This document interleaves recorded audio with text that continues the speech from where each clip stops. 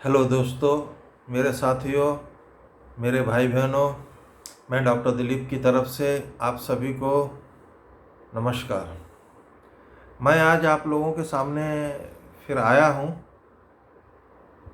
और जैसा कि मैंने ये आप लोगों को कहा है कि मैं आप लोगों से कांटेक्ट करते रहूँगा, आप लोगों से बातचीत करते रहूँगा, तो उसी हिसाब से मैं आज आया हूँ। तो मैं ये चाहता हूँ कि हमारी जो होम्योपैथिक मेडिसिन्स हैं, मैं एक होम्योपैथिक डॉक्टर हूँ, वो तो आप लोग जानते ही हैं। तो होम्योपैथिक में एक मदर टिंचर आती है अल्फ़ा अल्फ़ा करके,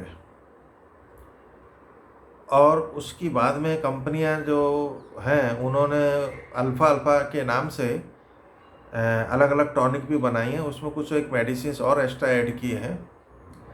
तो अगर आप लोग चाहो तो अल्फ़ा अल्फ़ा टॉनिक ले सकते हो, otherwise alpha alpha mother tincture ले लीजिए। उधर जाइए होम्योपैथिक फार्मेसी पर, स्टोर पर, उनसे कहिए भाई मुझे अल्फ़ा अल्फ़ा मदर टिंचर या अल्फ़ा अल्फ़ा क्यू फॉर्म या मदर टिंचर दे दीजिए। तो उसमें से करीब 10 बूंद आप सुबह और 10 बूंद शाम को अगर आप लेते रहेंगे तो आपको जो मसल्स पेन है, जॉइंट पेन है, नींद कम आना है, टेंशन है, परेशानी है, जल्दी थक जाना है, वो सब आपकी एक मेडिसिन इससे कंट्रोल में आती रहेगी, एक मेडिसिन से। तो मैं ये कह रहा हूँ कि और उसमें आपका एक 30 ml की भी लेंगे ना, करीब 3-4 महीने आराम से चल जाएगी। और ये मैं इसलिए बता रहा हूँ क्योंकि अभी बरसात का मौसम शुरू हो रहा है ना, तो बरसात के मौसम में क्या थकावट बहुत रहेगी, खाना हमारा उतना डाइजेस्ट नहीं हो पाता है, और खाना डाइजेस्ट नहीं हो पाता है तो कभी पेट खराब, कभी कुछ की वजह से। और जब पेट खराब होता है तो आप जानते ही हैं कि 100 बीमारियों की जड़ जो है ना पेट ही है। अगर पेट गड़बड़ है तो बीमारियां ऑटोमेटिक आ जाएंगी। तो हम अब ये तो ये एक टॉपिक जो मैंने आपको एक मेडिसिन बताई अभी बरसात के हिसाब से, राइट। अभी मैं आपसे कुछ टॉपिक पे बात कर रहा हूँ, तो वो टॉपिक ये है कि जैसे हमारे ऋषि मुनियों ने हमें बहुत पहले ही बता दिया था, और उन्होंने सिर्फ 3 चीज़ पे ही वर्क किया है हमारे ऋषि मुनियों ने। ये तो हम आगे आगे खोज करते गए, जैसे ज्ञान को विज्ञान में हम लोग कन्वर्ट करते गए, तो उतनी चीज़ें आगे निकलती गई, लेकिन मेन जो मूल है वो हमारे ऋषि मुनियों ने हमें क्या बताया, तीन तीन चीज़ें बताई कि बॉडी के अंदर जब ये इम्बैलेंस हो जाती हैं 3 चीज़ें, तो वो उसकी वजह से सारी की सारी बीमारियां, सारे बुखार, कैंसर, मतलब जो भी चीज़ें हैं वो सब इन चीज़ों के डिस्टर्ब होने से ही होती है।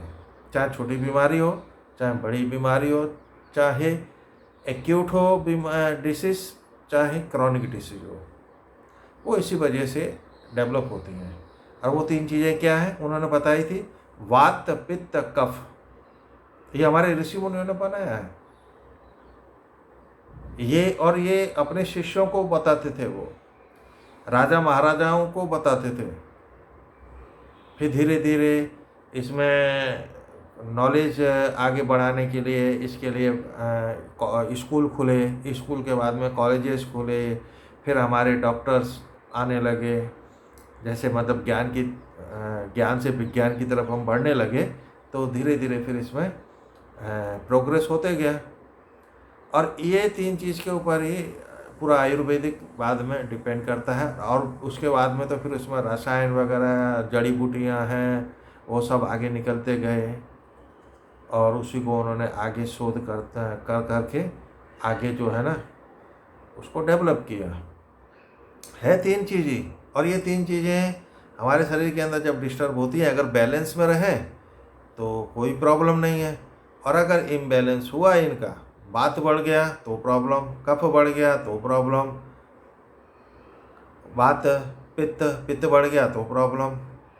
तो इन तीनों चीज़ों को कंट्रोल कैसे किया जा सके, तो इसके लिए उन्होंने फिर एक मेडिसिन के हिसाब से एक निकाली थी, जिसको हम त्रिफला के नाम से जानते हैं। उसके अंदर 3 फल होते हैं, हरड़, बहेड़ा, आंवला। और पूरा आयुर्वेदिक इसी के ऊपर डिपेंड है।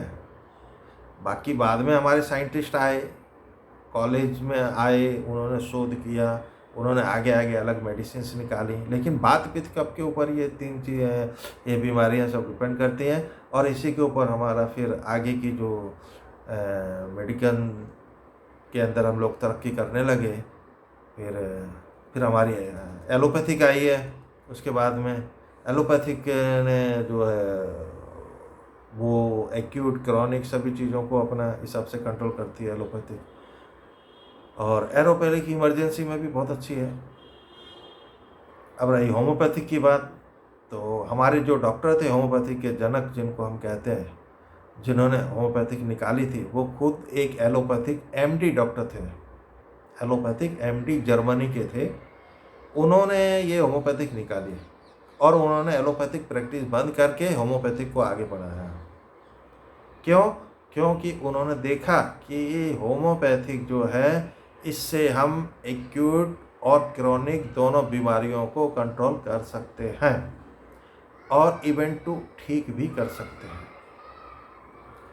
तो दोस्तों, मेरे भाई बहनों, और ये सब चीज़ें, ये तो खैर मेडिकल से मेडिकल के साथ में रिलेटेड हो गई हैं, मेडिकल पे डिपेंड करती हैं ये सब बीमारियां और ये मेडिसिन से जो है इस लाइन से, यानी मेडिसिन है ये सब। लेकिन इसके अलावा जो है हमारा खान पान है, योगा है, इस पर अगर हम ध्यान करेंगे, ध्यान रखेंगे इस पर, तो हमको बीमारियां जितनी हो सकते हैं उतनी कम होंगी।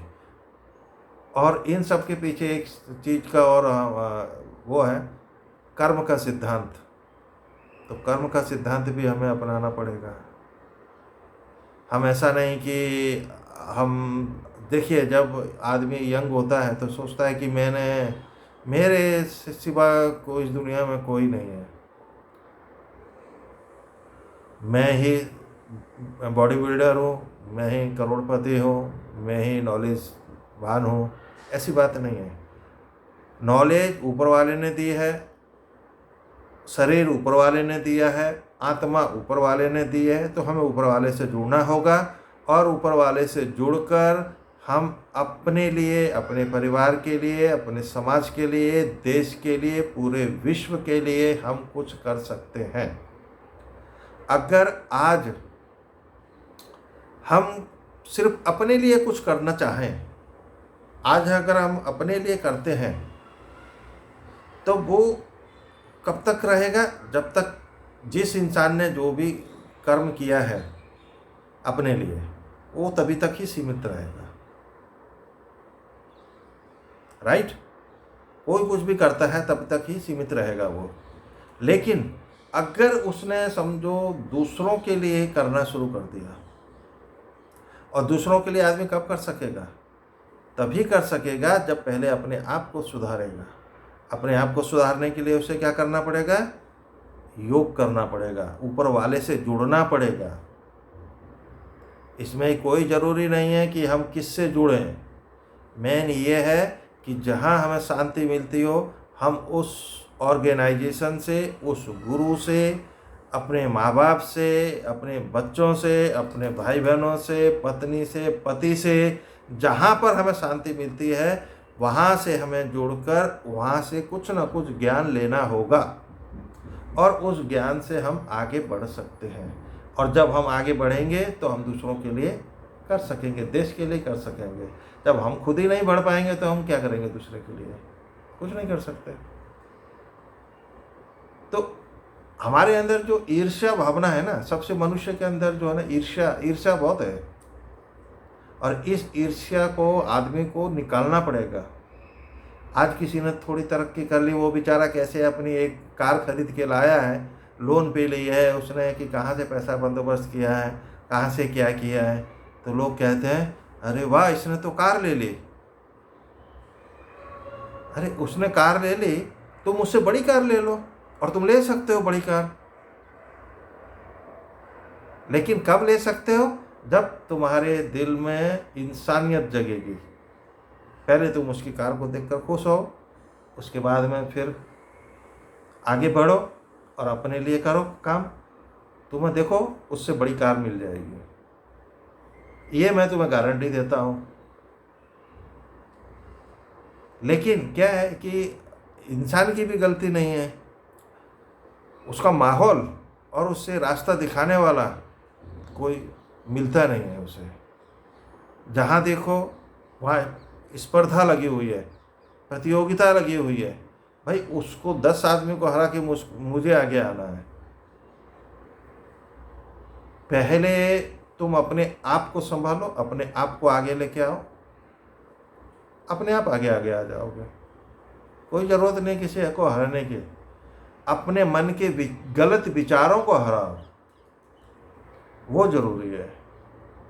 और ये सब मैं इसलिए कहता हूँ कि देखिए, मैं ये नहीं बोलता हूँ कि मैं मोटिवेशनल स्पीकर हूँ तो मैं आप लोगों को ज्ञान दे रहा हूँ, नहीं, ऐसी बात नहीं है। मैं एक डॉक्टर हूँ और मेरे गुरु, मेरे माँ बाप ने मुझे यही सिखाया है, और कि भाई अपने अंदर इंसानियत जागृत करो, और इंसानियत अगर हो जाएगी तो अपना कल्याण हो ही जाएगा। आज नहीं तो कल बदलाव आएगा ही आएगा, संसार बदलेगा। और एक बात, जो जैसे अभी मैंने कहा कि आज हम अपने लिए कर रहे हैं तो अपने तक ही सीमित है, लेकिन कोई भी इंसान जो अपने लिए करता है वो वहीं पर उसके साथ ही कंप्लीट हो जाता है। लेकिन अगर कोई दूसरे के लिए करता है तो वो एक परंपरा बन जाती है। अगर कोई इंसान किसी दूसरे के लिए करता है तो एक परंपरा बन जाती है, पीढ़ी दर पीढ़ी, पीढ़ी दर पीढ़ी वो चलता रहता है। तो मेरे भाइयों बहनों,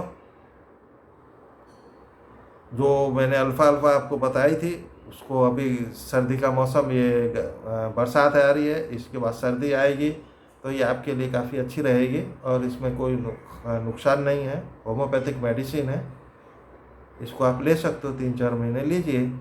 और अगर आपको कुछ लगता है तो एक दिन छोड़ के ले लीजिए। अगर आपको लगता है आपको शूट नहीं कर रही है तो एक दिन छोड़ के लीजिए। वैसे इसमें ऐसी कोई बात नहीं है कि शूट ना करे, नॉर्मल मेडिसिन है, you can take it. Okay, आज के लिए इतना ही। जय हिंद, डॉक्टर दिलीप।